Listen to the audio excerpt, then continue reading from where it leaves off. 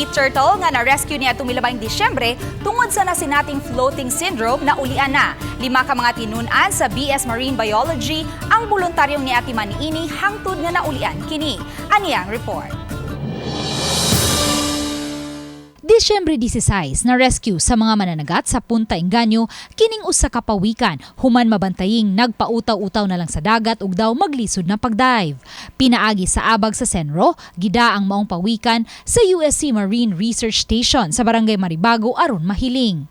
Kay walay veterinarian nga available niadtong higayuna, nahukman niining 5 ka mga 4th year BS Marine Biology students nga mapahiling ang maong pawikan sa usa ka vet clinic aron masuta kung nakakaon ba kini og hook o baka plastic kay wala man sila nakitang samad sa lawas niini.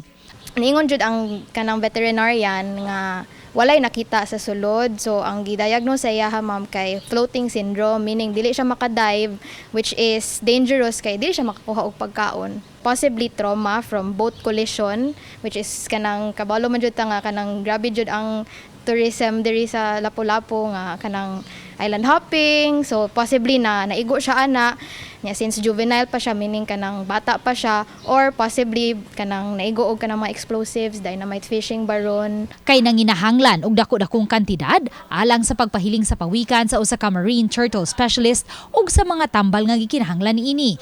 Nahukman nilang mangayo og tabang pinansyal pinaagi sa social media.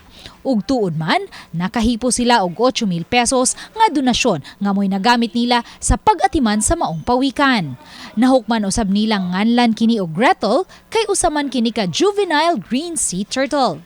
Although dili na mo siya responsibility, but kanang since naaman jud siya sa among line of work or line of field in the future, why not kanang take care of Gretel niya naaraman sad mi diri, so makatanaw-tanaw ra mi niya, maka-feed ra mi niya, 5 mi ka buok nag take turns mi. Human sa kapin-usa ka buwan, kini nakaron si Gretel himsog ug andam nang mobalik sa dagat. Fight back na siya kung amo i-force feed, mo dive na sa siyag iyaha, makakaon na sa siyag iyaha. Matod sa mga tinunan, nagpaabot na lang sila sa taga-DNR aron mabutangan og tag si Gretel ug mabuhian pagbalik ngadto sa dagat.